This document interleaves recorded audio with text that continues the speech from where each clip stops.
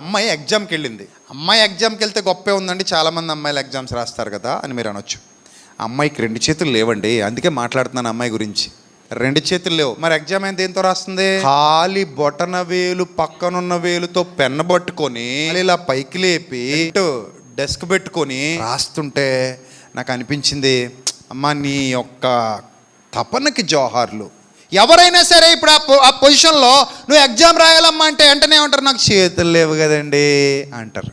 కానీ ఆ అమ్మాయి ఉందో తెలుసా, నేను ఎగ్జామ్ రాస్తాను, నాకు కాళ్ళు ఉన్నాయి కదండి and that is the inspiration.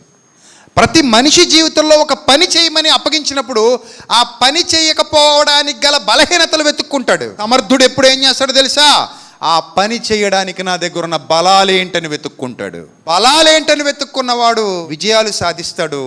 బలహీనతలేంటని వెతుక్కున్నవాడు తన బలాన్ని గుర్తించలేక నష్టంలో పడిపోతాడు.